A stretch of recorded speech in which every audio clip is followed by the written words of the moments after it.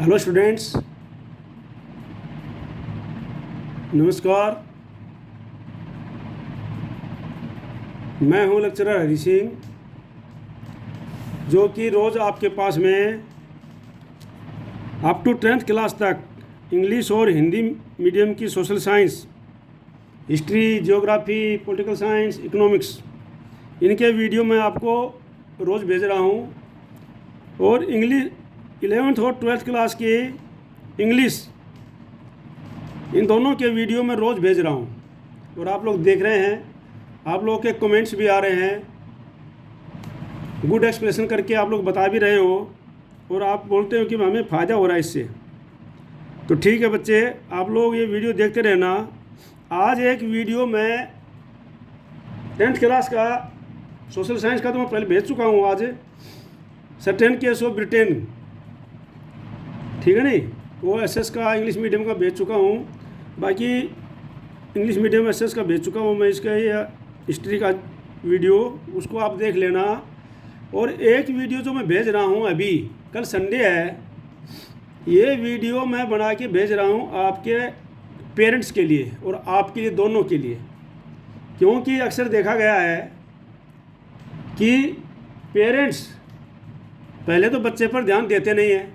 Parents का मतलब माता पिता, अभिभावक, दादा दादी, सभी का उसमें आ जाता है। और जब बच्चा 10th क्लास और 12वीं क्लास में नंबर कम लेकर के आता है, तब वो विद्यालय में जाते हैं या स्कूल टीचर को बोलते हैं, जिस टीचर ने उसको 1 या 2 साल पढ़ाया होगा, या आपने हमारे बच्चे को पढ़ाया, इसके नंबर कम आए, अक्सर मैं देखता हूँ, ठीक है नहीं। तो मैं आपको बता देना चाहता हूँ कि बच्चे का ग्रोथ डेवलपमेंट, मतलब ग्रोथ एंड डेवलपमेंट, जिसका मतलब है वृद्धि और विकास। ग्रोथ का अर्थ है बच्चे का शारीरिक ग्रोथ, उसका हाइट, उसके मोटापा, ये जो है उसका बच्चे का शारीरिक विकास होता है, ये ग्रोथ का मतलब है। और डेवलपमेंट का अर्थ है विकास। विकास के अंदर जो है बच्चे के सारे आते हैं, उसका मानसिक विकास, चारित्रिक विकास, सामाजिक विकास, ये सभी उसके अंदर आते हैं। तो ये किन किन चीज़ों पर निर्भर करते हैं और किस किस स्टेज पर इनका जिम्मेवार कौन है, ये मैं आपको शुरू से, जब बच्चा गर्भ के अंदर होता है, बच्चा माँ के पेट में होता है, तो मैं आपको बिल्कुल प्रूफ के साथ बताऊंगा ये चीज़ें। जब बच्चा माँ के गर्भ में होता है, तभी से बच्चे का जो है विकास होना शुरू हो जाता है। और बच्चे का दिमाग और ये सब चीज़ें बच्चे का वहीं से शुरू हो जाती हैं। आपने सुना भी होगा, हमारे ग्रंथों में भी लिखा हुआ है, जैसे महाभारत के अंदर अभी भी उन्होंने जो चक्रव्यूह रचना थी, ये जो है माँ के गर्भ में सीखी थी। अर्जुन उसको सिखा रहे थे उसकी माँ को, और वो सीख रही थी, उत्तरा उसका नाम था। तो इस प्रकार से उसने गर्भ में सीखा था अभिमन्यु उसकी रचना। ये आपने अपने धार्मिक ग्रंथों में पढ़ा है। लेकिन उसके बाद हमारी साइकोलॉजी, ये साइकोलॉजी की किताब है, इसके अंदर ये 5वां चैप्टर है, इसके बाद 6वां, 7वां, 8वां बहुत सारे चैप्टर हैं इसमें।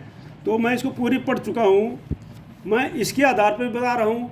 दूसरा, मेरा खुद का एक्सपीरियंस है, जो आर्मी के अंदर मैं 34 साल सर्विस करके आया, वहाँ पर भी मेरे पास 4थी क्लास से लेकर के बच्चे आते थे और वो 12वीं क्लास तक करते थे।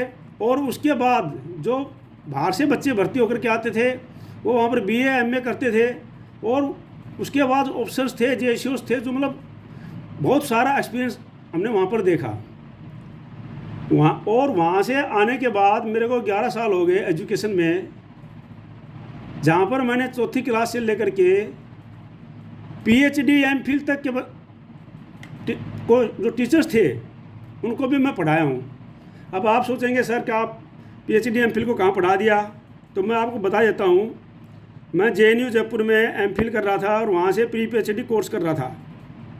तो प्री PhD कोर्स में और MPhil में वहाँ पर क्लासें अटेंड करनी पड़ती हैं रेगुलर। तो मैं रेगुलर क्लासें अटेंड करने के लिए वहाँ पर जाता था, वहाँ पर रहता भी था। तो मेरी एज और सर्विस और एक्सपीरियंस को देखते हुए वो मुझे अपनी क्लास में चलाने के लिए मौका देते थे। तो मैं उनसे डिस्कशन करता था बहुत चीज़ों के बारे में।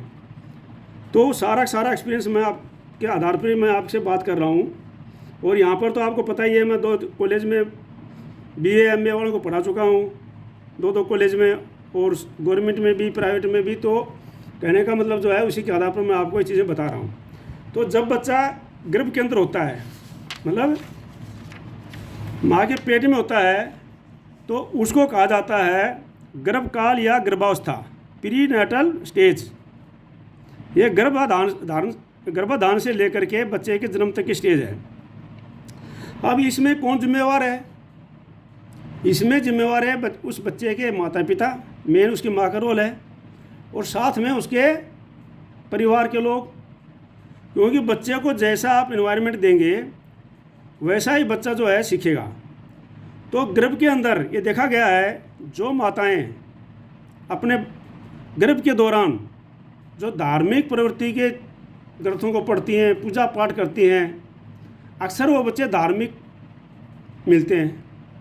और ये भी देखा गया है कि जो माताएं गर्भ के दौरान दूसरी प्रकार की फिल्में देखना, इस प्रकार की देखती है, तो बच्चे का ध्यान भी उधर जाता है।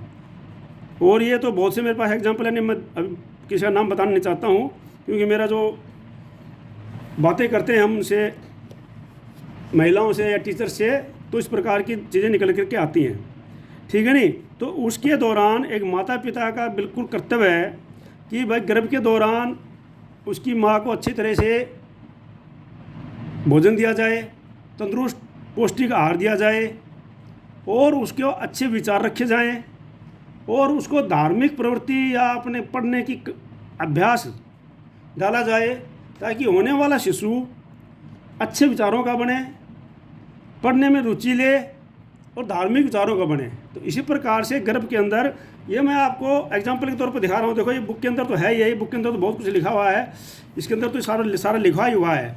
ये तो मैं बुक जो आपको दिखा रहा हूँ, लेकिन वैसे भी एक रिसर्च है, ये देखो, ये रिसर्च है, आज ही दैनिक भास्कर में छपी है। तभी मेरे को याद आया है कि पेरेंट्स बोलते हैं कि हमारा बच्चा अभी 12वीं में होकर के पढ़ना रहे। देखो ये लिखा है इसने, भास्कर खास बार्सिलोना विश्वविद्यालय के न्यूरो साइंस इंस्टीट्यूट की डॉक्टर नतालिया गोरिना की रिसर्च है ये। और उसने लिखा है, देखो, गर्भावस्था के दौरान कई भाषाएं सुनने बोलने वाली माँओं के बच्चे ज़्यादा स्मार्ट होते हैं। 6ठे से 9वें माह में बच्चा आवाज़ समझने लगता है। समझ गए ना आप? मतलब जब गर्भ के अंदर 6ठा महीना होता है या 9वां महीने तक बच्चा जो है आराम से आवाज़ समझने लगता है। अगर उसकी माताएं अलग अलग भाषाएं बोलती हैं तो बच्चे ज़्यादा स्मार्ट बन जाते हैं, ठीक है ना। ये पूरा रिसर्च दे रखा है, शिशु की फ़ोटो भी दे रखी है इसमें। और ये रिसर्च कहाँ पर की है इन्होंने? ये रिसर्च की है इन्होंने बार्सिलोना विश्वविद्यालय के न्यूरो साइंस इंस्टीट्यूट के अंदर, ठीक है ना। डॉक्टर नतालिया है। तो और भी डॉक्टर जो आया सलाह देती हैं। तो इस प्रकार से मैं कह सकता हूँ कि बच्चे को गर्भ के अंदर से ही उसकी देखभाल करना और उसको ठीक से सिखाना, ये वहीं से शुरू हो जाता है। अब उसके अंदर उसकी जिम्मेवारी हो गई किसकी? उसके माँ बाप की, दादा दादी की, उसके परिवार की, ठीक है नहीं। ये इसमें बच्चा कुछ नहीं कर सकता है। अब उसके बाद जब बच्चा जन्म ले लेता है तो जिसको बोलते हैं शिशु काल या शिशुअवस्था, स्टेज ऑफ इन्फेंसी, जन्म से लेकर के 3 वर्ष तक की आयु का बच्चा। अब इसमें किसकी जिम्मेवारी आ जाती है? इसमें आ जाते हैं बच्चे का माँ बाप, उसका परिवार और इन्वायरमेंट। इन्वायरमेंट का मतलब उसके घर का माहौल, आसपास का माहौल,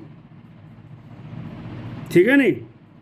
अब इस दौरान जिस बच्चे की ठीक से देखभाल करेंगे माँ बाप, दादा दादी, उसको पौष्टिक आहार देंगे, उसको माँ का दूध पिलाएंगे।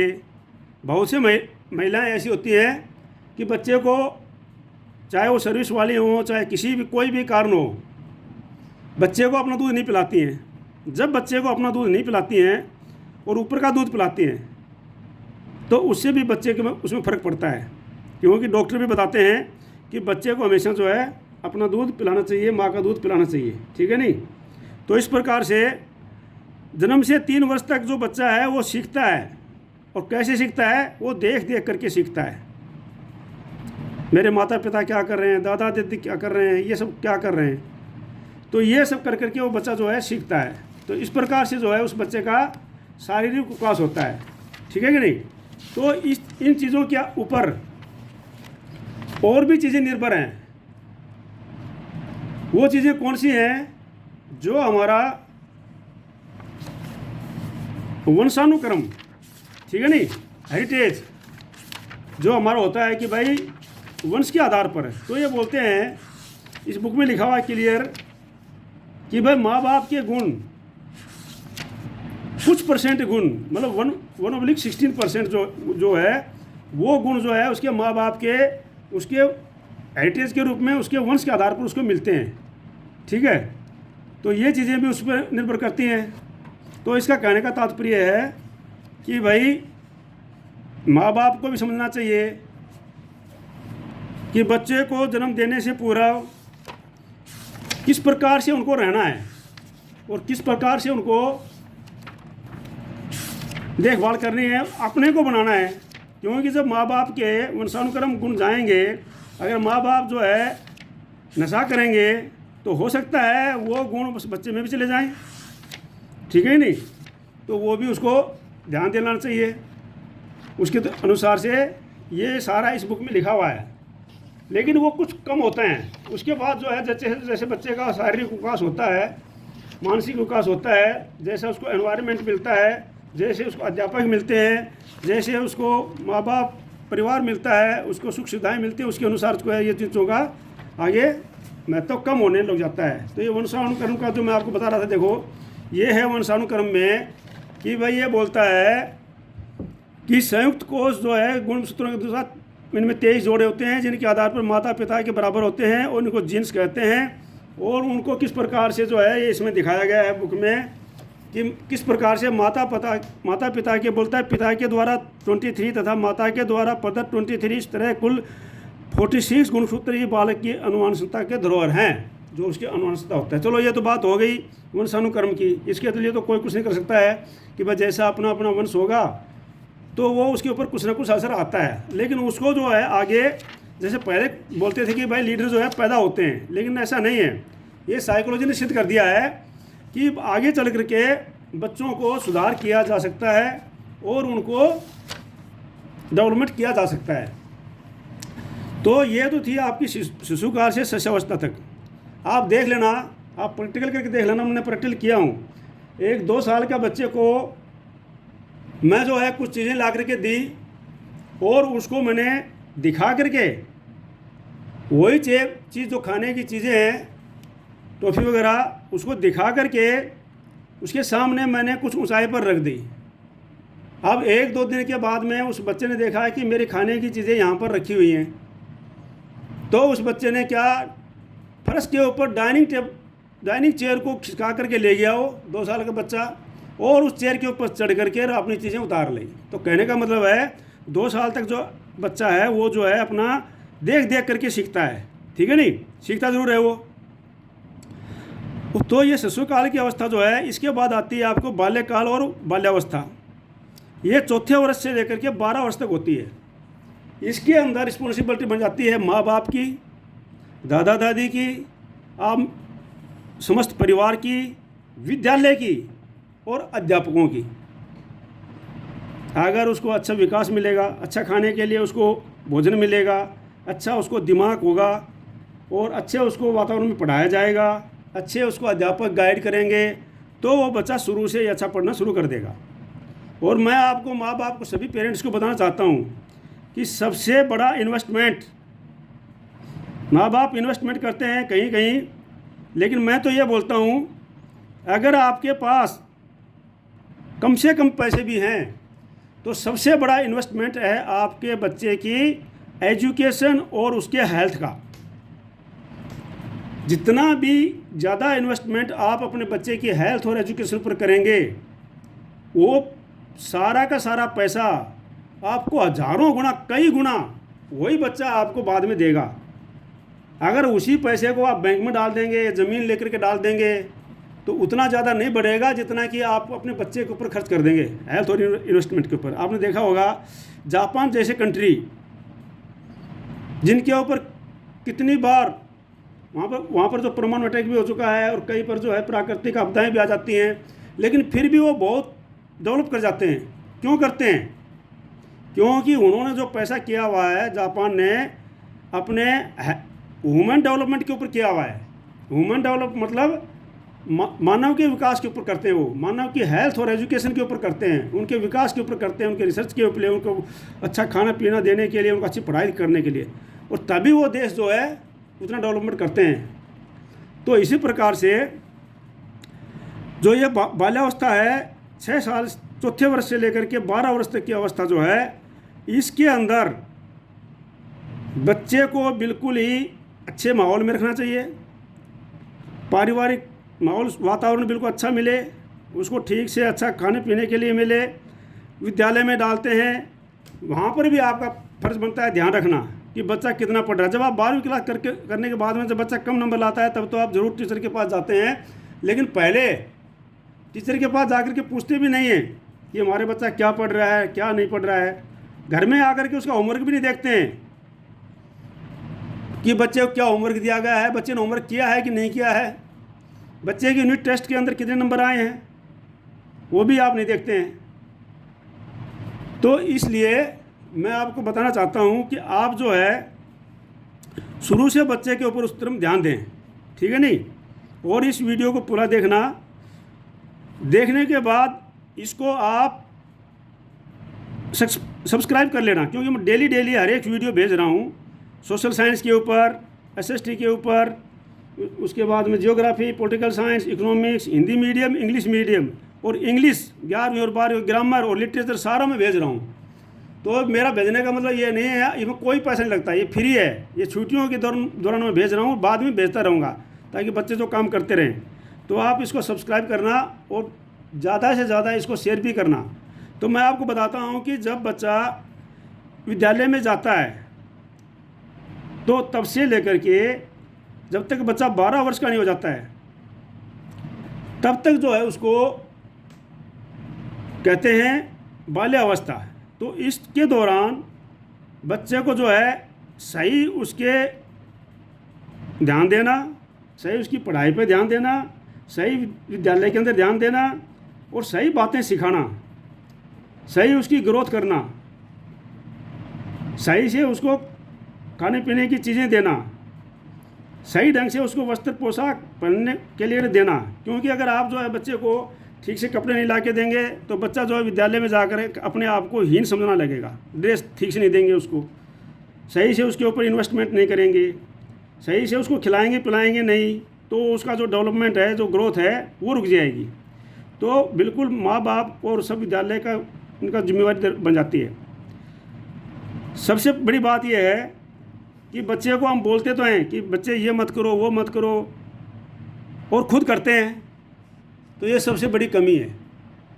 क्योंकि बच्चे तो देखते हैं, अगर मान लो कोई पेरेंट्स है खुद स्मोकिंग करता है बच्चे के सामने, खुद बच्चे के सामने ड्रिंक करता है, और बच्चे को बोलता है नहीं तुम मन नहीं करोगे, कभी बच्चा नहीं मानेगा, कभी नहीं मानेगा उसकी बात हो।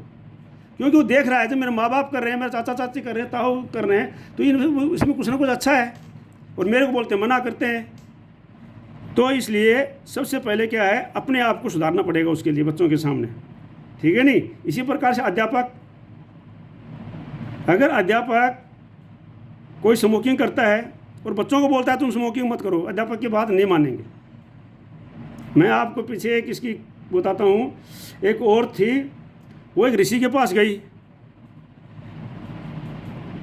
ऋषि से बोली बाबा ये जो है ना मेरा बच्चा बहुत ज़्यादा मीठा खाता है, और ये इसकी बात भी नहीं मानता हमारी, इसके दांत भी देखो कैसे हो गए हैं। ऋषि ने बोला ठीक है, आप 15 दिन के बाद में आ जाना, फिर मैं इसका इलाज बताऊंगा। 15 दिन के बाद में वो दोबारा से उस बच्चे को लेकर गई।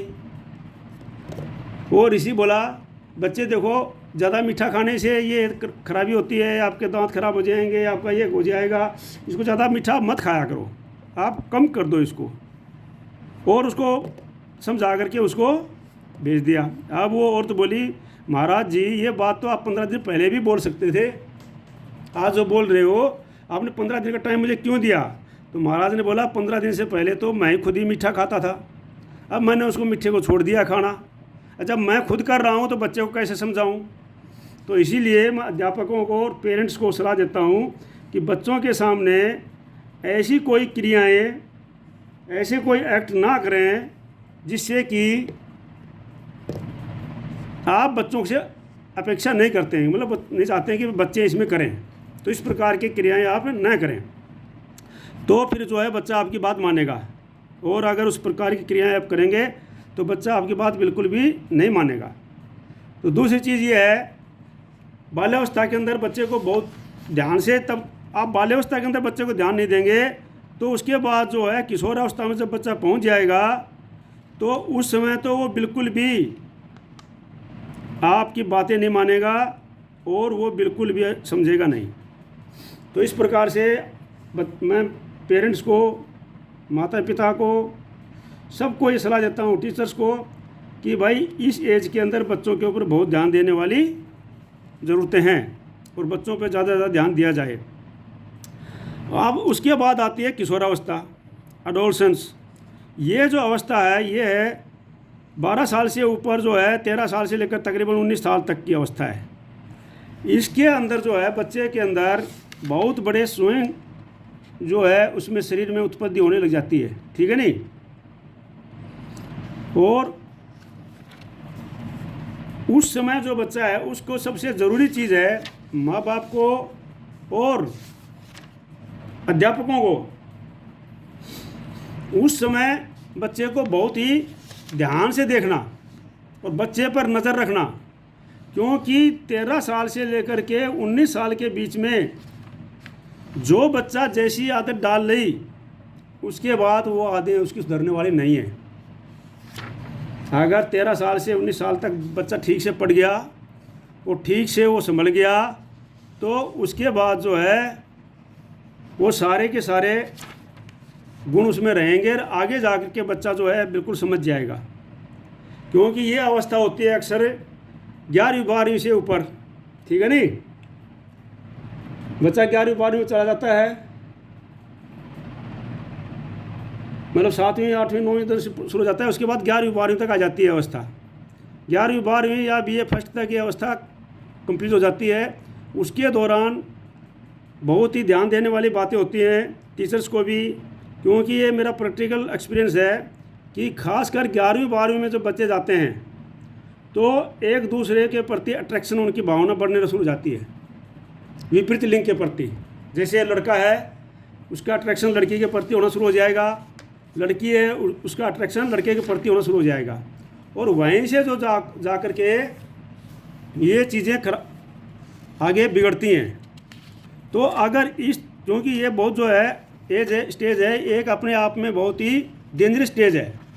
इसके अंदर क्या है, बच्चा समझने लग जाता है कि मैं जो है भाई बड़ा हो गया अभी, और ये जो माँ बाप बोलते हैं मेरी भावनाओं को दबा रहे हैं और मैं जो कर रहा हूँ ये बिल्कुल सही कर रहा हूँ। तो ये भी एक चीज़ है। तो उस समय जो है किस प्रकार से उन बच्चों को समझाना है, किस प्रकार से उनको सही लाइन पे लाना है, ये बहुत ज़रूरी है। और ख़ासकर 11वीं 12वीं में जब बच्चे हो जाते हैं उनको मारने पीटने से कोई फ़ायदा नहीं होता है। मैं पूरा प्रैक्टिकल कर चुका हूँ, एक्सपीरियंस कर चुका हूँ। बच्चों को, कमज़ोर से कमज़ोर बच्चे को भी अगर एक अध्यापक चाहे तो उसको एक अच्छा स्टूडेंट बना करके अच्छा उसको पढ़ाई करा सकता है। वो किस प्रकार से, मोटिवेट करके। और सबसे बढ़िया तरीका है ये मोटिवेशन का। आप बच्चे को मोटिवेट करो, किस प्रकार से मोटिवेट करना है वो अलग अध्यापक का, अलग माँ बाप का अपना अपना तरीका है। मैं तो घर में बोलता हूँ, जब कोई बच्चों को डांटते हैं या पीटते हैं तो भाई इनको पीटने से कोई फ़ायदा नहीं है। आप अगर समझा सकते हो तो इनको मोटिवेट करके समझाओ, ठीक है नहीं। तो उस समय क्या है कि ज़रूरी है कि उन बच्चों के अध्यापक का काम है उन बच्चों का बैकग्राउंड देखना 11वीं 12वीं में, और एक एक बच्चे के ऊपर नज़र रखना कि किस बच्चे का दिमाग अभी किधर को हो रहा है। ठीक है ही नहीं। को एजुकेशन है आजकल, और को एजुकेशन में बहुत ज़रूरी है। आप लोग देख रहे हो कि जब BA BSc कॉलेज में लड़के लड़कियां जाती हैं, वो जा कर के अपना सेल्फ मैरिज कर लेती हैं, कोई कुछ करती हैं, तो उसी का परिणाम है ये। तो इस एज के दौरान बहुत ज़रूरी है कि बच्चों को कैसे मोटिवेट किया जाए। मैं पिछले 3-4 साल से 10वीं 12वीं को पढ़ा रहा हूँ, 9th 10th को मैं इंग्लिश मीडियम के एसएस पढ़ा रहा हूँ, और 11th 12th को मैं इंग्लिश पढ़ा रहा हूँ। मैं पूरा अपना एक्सपेरिमेंट कर लिया है, और 4-5 साल से आप मेरा रिजल्ट चेक कर सकते हो। मैं कभी भी बच्चों को निराश नहीं, उनके योग्यता के अनुसार। मैं ये नहीं कह सकता कि भाई एक बच्चा बिल्कुल ही 0 है और उसको आप जो है मेरिट में ला सकते हो, नहीं। उसकी योग्यता के अनुसार उस बच्चे को पूरे के पूरे अच्छा परिणाम उनको दिलाया है। वो सिर्फ किसके कारण?